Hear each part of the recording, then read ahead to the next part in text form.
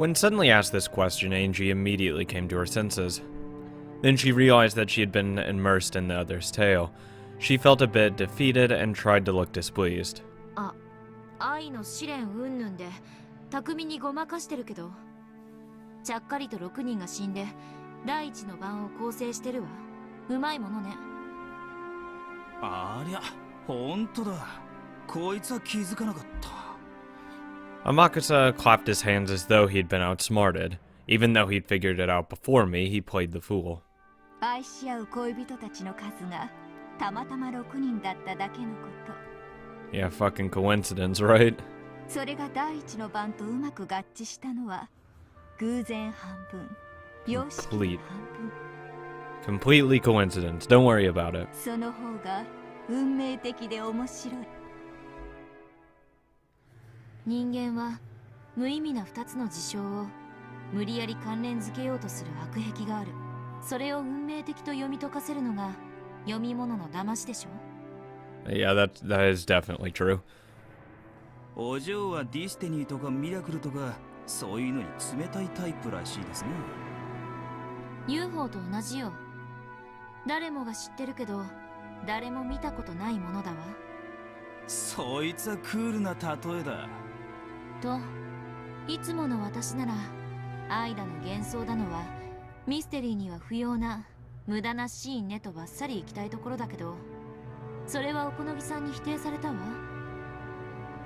そういう愛のない見方だけでは真実に迫れないってね。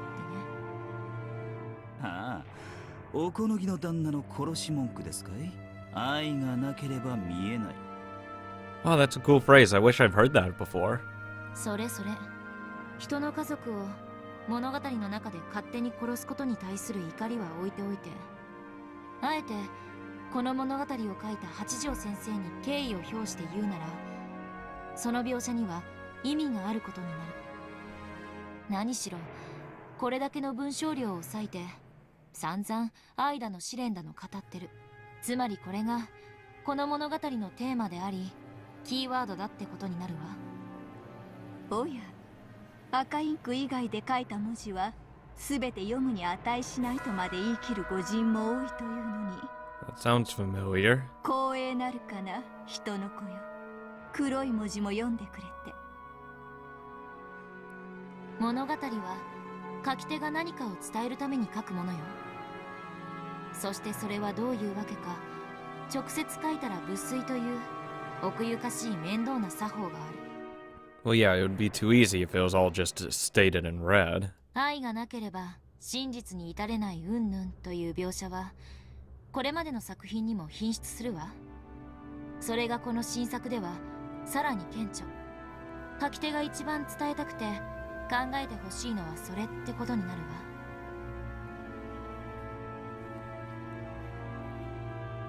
When you think about it, there have been many scenes about love ever since Beato first appeared.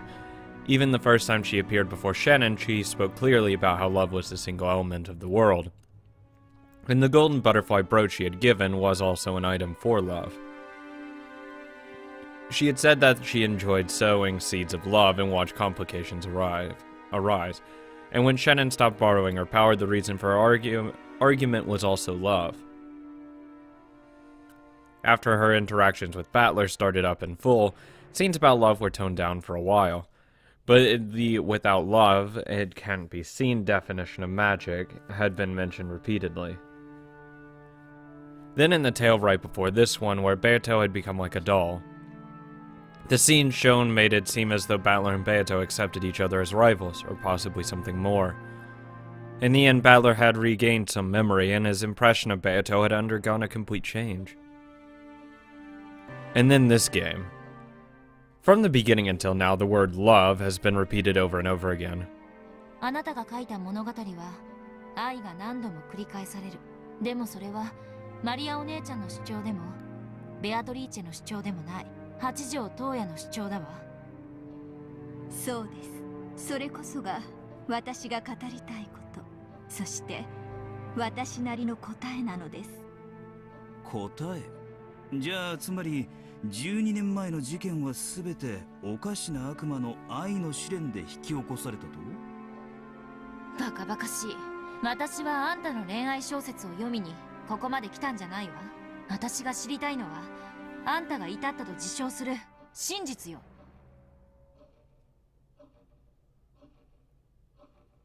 愚かなるかな人の子よ。これだけ文章を割いてまだ伝わらないというのですか。 With an obviously condescending gaze, Hachijo shrugged. It was clear that she was trying to provoke Angie. She was probably hinting that Angie should just go home if she was annoyed. If you're going to read my noble work and not even attempt to see whether you understand it, then get out. God, I love being talked down to. Normally, Angie would have already have thrown a fit and laughed. However, Angie couldn't do that. Though she didn't like someone else toying with her family's fates in a story, she was growing increasingly certain of something else as she read through the story. Just as Hachijo's followers said, this tale really does have the same presence, the same scent as the tales written by Beatrice. The author is certainly different, however, because it reached to the real truth, it had the same scent. Angie was beginning to acknowledge this. Hachijo Toya was one who had reached Beatrice's truth. An endless witch like Beatrice who could add to the endlessly stretching parallel worlds of the cat box. ベアトリーチェの真実にたどり着いたものならば、私でなくとも新たな物語を紡げるでしょう。今回の原稿をもってきっと私以外にも真実に至るものが必ず現れる。そのものもまた新たな物語を紡ぐ資格を得るのです。どんどん無限の魔女が増えていくわ。そう。そして何人もの無限の魔女たちがベアトリーチェの猫箱の物語を増やしていく。増えれば増えるほどまた新たに真実に至るものが現れる。そうすることで一番最初の無限の魔女ベアトリーチェがあれだけの枚数の手紙に物語を記してボトルに詰めて海に投じた労力が初めて報われるのです。あなたは私に怒りの言葉をぶつけ席を立つこともできた。しかしそれをしませんでした。なぜ？悔しいけれど、あんたの物語の中に何かの真相もしくはヒントがあることを認めつつあるからよ。I already have my own ideas. However, there's no more than looking like a single eye. Unless I accept a different viewpoint from my own and look at things from more than one angle, I'll never be able to see the truth in 3 dimensions. That's my interpretation of without love it cannot be seen. それでよい、人の子よ。後ろ宮家の最後の生き残りであるあなたが真実に至り、無限の魔女になることを運命も待ち望んでいるでしょう。私という存在などあなたという真の継承者を覚醒させるためのただの道しるべに過ぎないのだから。エンジェ・ベアトリーチェ。 Sometimes I don't understand what she's saying. However, she knows something. And maybe she actually has reached the truth as she claims. In other words, I don't know the truth even after the 2 message bottles Beatrice left. And I've read several tales with hints afterwards. これはヒントという名の挑戦であり、挑発なわけだわ。いかにも上等じゃない。あんたがたどり着いたという真実を私も掴み取ってやるわ。やはり私はここに訪れるべきだったんだわ。その通り、未だ至れぬから私が招いたのです。人の子よ。Let the truth I see and the truth you see overlap. Just as you see things with a single eye, so do I. Now that I've found you, I can finally look at the truth with both eyes. Somehow I don't think this episode's gonna actually give me answers.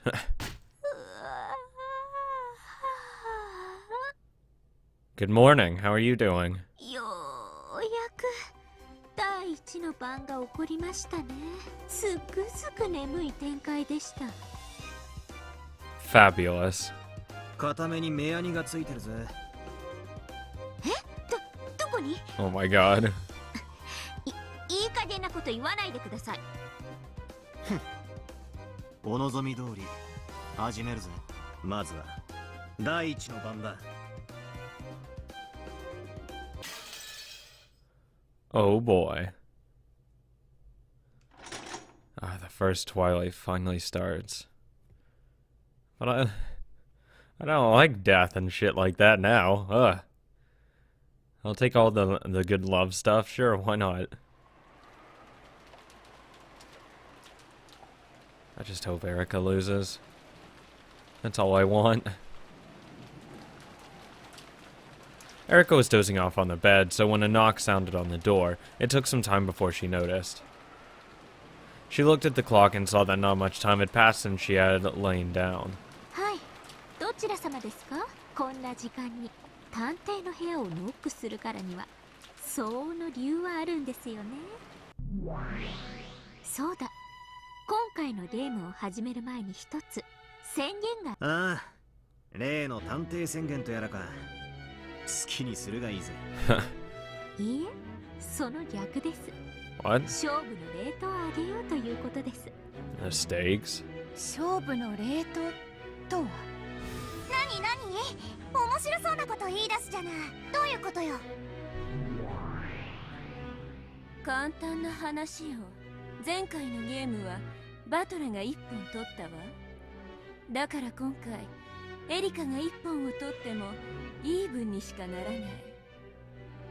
前回のゲームは引き分けだったのでは？勝って当たり前のゲームを落としたのよ。Yeah, sure. あんなの負けでなくてなんだというのよ。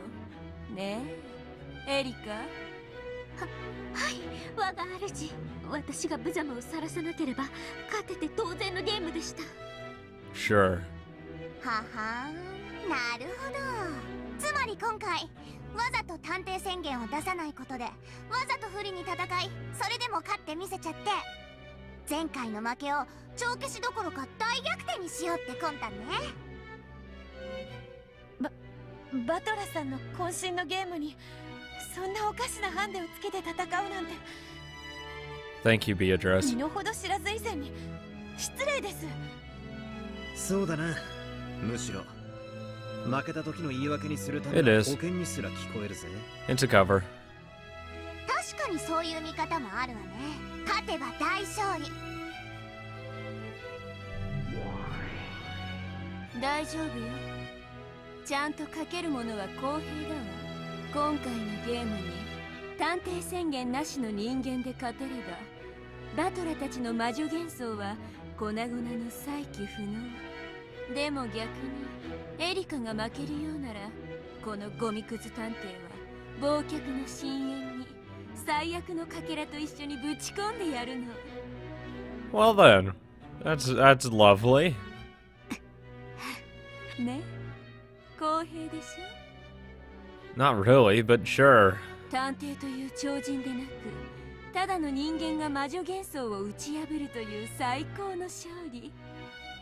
Well, I mean, she can't possibly beat this illusion now, and just as a mere human, she can't.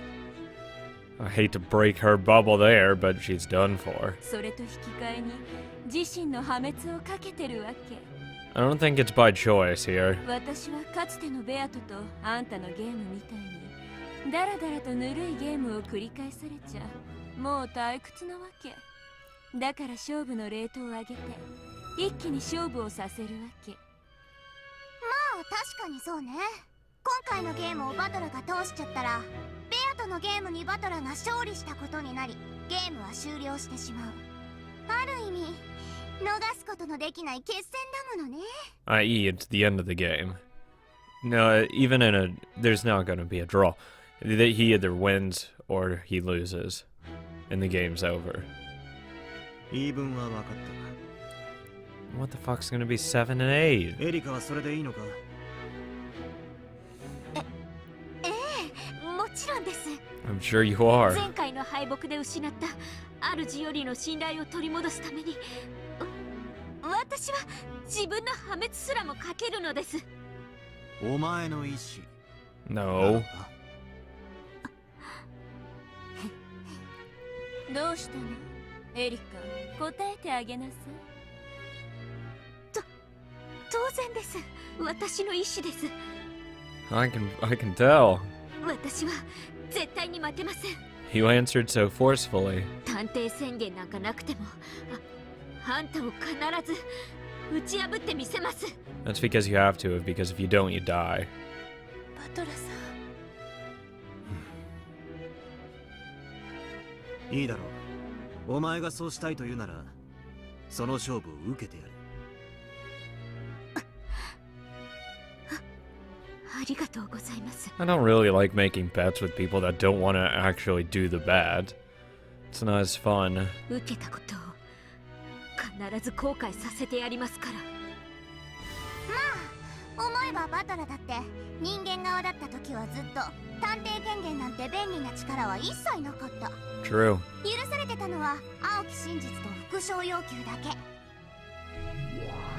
そういうこと。ある意味前回のゲームの方がアンフェアだったわけだわ。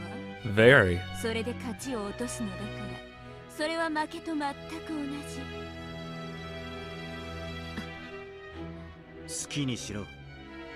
お前が探偵宣言をしたくなったらいつでもすればいい。今はそれを保留していると理解しておく。誰が宣言なんかするもんですか。あんた程度の相手に。では始めなさい。二人とも私の退屈はもう始まっているわ。お任せを我が主。必ずや魔女幻想を打ち破ってご覧に入れます。 I'm sure you will.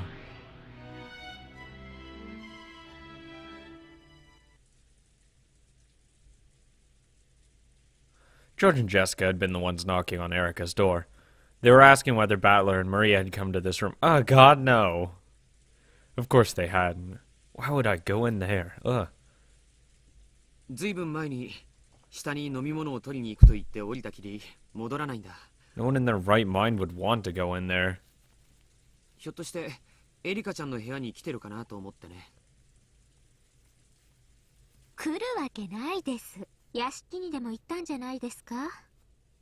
屋敷の使用人室や食堂に電話してるんだけど誰も出なくて。 Yeah, there you go. あなたたちはここにいてください。 Nice and happy. 私はちょっと屋敷の様子を見てきます。危ないよ、こんな時間に。この閉鎖された島に不審者がいるはずもないじゃないですか。いとこ部屋とやらにいてください。 You snuck onto this sealed-off island. 何かあったら連絡しますから。ゲストハウスの使用人室の人たちにもゲストハウスを出ないように伝えてください。では。ちょっとエリカさん。 I hope Erica, being a smart detective, automatically assumes Jessica and George are doing something wrong. Because usually the first people to notice it, usually. Generally speaking. Not exactly the innocent type. Let's put it that way. 変わった子だね。 But I already know they're...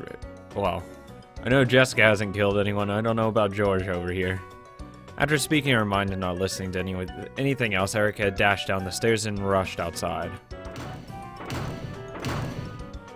第一の番は夜が明けてから発覚がパターンでしたが、今回は即勝負ときましたか。ゲストハウスで事件は起きていない。 She runs into the mansion. Battler's just sitting there. Hey, how's it going? Damn it. となると惨劇の舞台は屋敷ってことになりますね。 Though she had an umbrella up, Erica got drenched as she sprinted. She dashed at licking. She brashly licked the raindrops that dripped down her face. Fucking weird. Erica was at her most energetic. She's fucking nuts, dude. Good lord. According to her memory from the previous game, the entrance hall to the mansion would be locked after the start of the family conference. However, the lock was undone this time. Had someone unlocked it, or had the lock not been set, or had it not been possible to set the lock? まあ考えても無駄ですね。そんなのゲームマスターの気まぐれかもしれませんから。 As soon as she entered the entrance, all the door to the parlor opened violently. Out of it flew Goda's large body. Hey, Goda. こんばんは、ボーダさん。何かございましたか？警察、救急車を。 Found a dead body. That expression really is wonderfully pathetic. Just fitting for the first one to discover the crime. どうか落ち着いてください。台風の孤島でどうやって警察と救急車が来てくれるって言うんです？どうせ電話は普通にされてるんですから落ち着いてください。 Kraus and Rudolph's yells could be heard from the parlor. Their shaken appearance perfectly signified the coming of the first twilight. それでは死者と現場状況の再構築をお願いします。小休止に出た人間が戻らないので、大人たちが客間へ行ったところ、扉が内から閉ざされて開かなかった。後にわかるが、客間内の帽子掛けが観音開きの扉に、 Oh 内側から shit. 缶抜きにされていた。扉は内から閉ざされ、そして窓も内側から施錠と言いたいわけですね。そういうことだ。外に回り、窓から客間内を見たところ、ローザがソファーに不自然な格好で横になり、そこでガラスを割って客間に入り、他にマリアも壁際に血まみれで倒れているのを発見した。なるほど、それは大騒ぎですね。他の現場は？エリカが屋敷に入った時、玄関が施錠されていなかったのは、この客間を外から確認するために出入りがあったからだ。その直前までは施錠されていたため、他にも姿を消した人間たちが屋敷内のどこかで倒れている可能性があるとして、大人たちは今屋敷中を探し回っている。先ほど長々と見せていただいたゲロカス妄想での犠牲者と死んだ場所は実際にも同じですか？ Of course they do. 同じだ。客間にはローザとマリア、それから夏日が自室で、キリエがクラウスの書斎。 Ava was in the VIP room. エヴァはバラ邸へ。いいえ、貴賓室に移動させたんでしたっけ？ Yep. そうだ。エヴァの遺体は貴賓室で見つかる。これ The で never 犠牲 opened 者 VIP 5人です room. ね。おや、第一の番には1人足りない。 I have no idea where Battler would be. 6人目は誰でどこです？ And probably somewhere outside.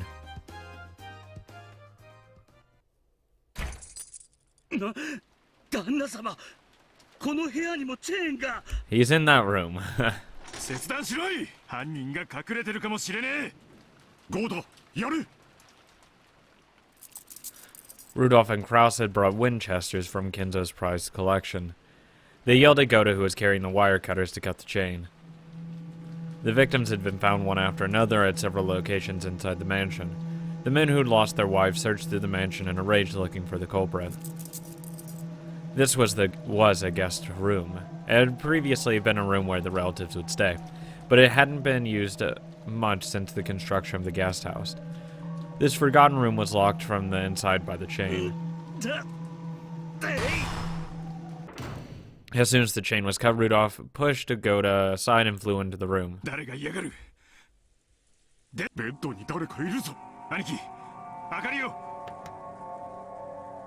When Kraus pushed a switch on the wall, the guest room lit up, and the figure laying on the bed came into view.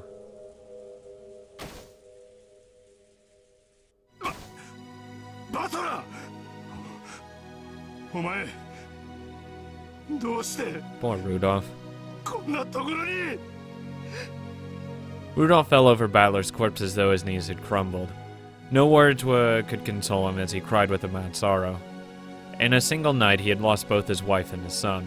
During this time, Kraus had checked the window in the bathroom and searched the closet to find if anyone was hiding there, but he found no one. バトラー。 Under the bed? バトラー。ちくしょう。あー。お気の毒です。信じられんことだが、この部屋も密室だ。またですか？そうだ、桐江さんのいた私の書斎、ナツヒの自室、エヴァの貴賓室、 Oh my god. ローザ親子の客間。 All of these closed rooms with a chain. Oh my god. This entire... I knew it. I knew that fucking thing with the person trying to escape the closed room with the chain being set. It's to try to explain how a way to get out of said closed room or not, or explain a way that it's impossible to get out of the closed room. Ugh. そしてこのバトラ君の客室、すべてが密室ということではないか。わけがわからん。まさか自殺だとでも言うのか。そんなことあるもんか。これがどう自殺だってんだ。ああ、バトラー。 Poor Rudo. Feel bad for him. おや、これは意外でした。まさか6人目はあなた自身とは。たまには自分殺しも面白いもんさ。Thanks. そして That's すべ awesome. ての現場はいずれも密室です。魔法以外では成し得ない殺人です。それを暴くゲームじゃないですか。 Shush. すなわち魔法以外で成し得なければならない殺人というわけです。だって本当に魔法でしかできなかったらそれってゲームが成立しませんから。 Says you. 面白い考え方だな。なるほど。確かに俺たちのゲームはそういうゲームだ。 This game is fair. The goal is to explain without magic the strange crimes that are claimed to be caused with magic. If that couldn't be done, it wouldn't be a game. In other words, as Erica had said, they must be murders that could have been performed without magic. To turn it around, the witch side had a certain responsibility. They had to make a crime that would be reproduced with magics and tricks and not magic. As long as the human side couldn't see through to those tricks, the witch side could use all kinds of magic and illusions. In other words, in order to carry out a closed room murder with magic, it was necessary to create a crime that would be possible by human hands, but make it extremely hard to find out how it was committed by human hands. セールチーヤでムカつくクラスメートたちを殺せと七姉妹に命じたとき、どうして彼女らにそれができなかったか。 That's because you weren't willing to kill him. そしてマモンが言った意味が今ならわかるわ。魔法は自らの手で成し遂げられることしかできないということか。 At that time, if I had possessed the determination to kill my classmates, no, that's not it.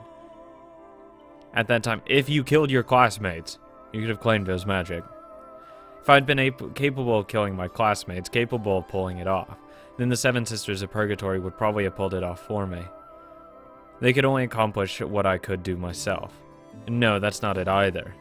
They could take what I had accomplished and turn it into magic. However, because there had been a great number of witnesses in the classroom, it would probably have been impossible. Not impossible, extremely unlikely, not impossible. It would have been burned by the magic toxin Maria and the others that always talk about. However, if I had called those classmates out somewhere without witnesses, and if I had succeeded in murder, at that point the Seven Sisters of Purgatory would be capable of carrying out a magical murder. 魔女は魔法をもってしても自らにできないことをできない。自らにできることのみ魔法で装飾できる。面白きかな。魔法を使わずして成し遂げる者が魔法を語り魔女を名乗るのだから。 Yeah. このエリカとやらはそれを初めから理解している。だから絶対に魔女に屈しない。 Same. 絶対にトリックで説明できるという信念を持ってる。 Well, it is. かつてのバトラにはそれがなかったから、これまでああも翻弄されてきたというわけだ。このルールを見破られたら魔女に勝ち目はなくなるわ。だからそれを見破られる前に相手を屈服させなくちゃいけない。長引けば長引くほど、そしてヒントを与えれば与えるほど魔女は圧倒的に不利になっていく。 They're best in a very quick surrender versus a war. Once again, this reasoning keeps spinning around in circles. Why did Beato let the game get drawn out until she lost? Maybe she wanted... Well, the only logical conclusion is she wanted to lose.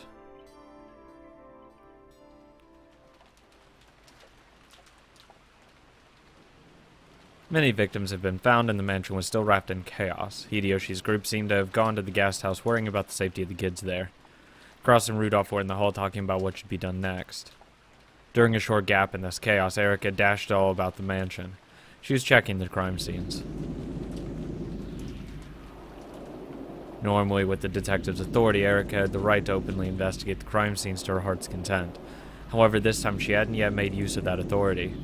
Because of that, and with her being a guest and an outsider, there was little to no chance that she would be allowed to investigate. So she was forced to quickly check all of the crime scenes now, while she could still run around as she pleased.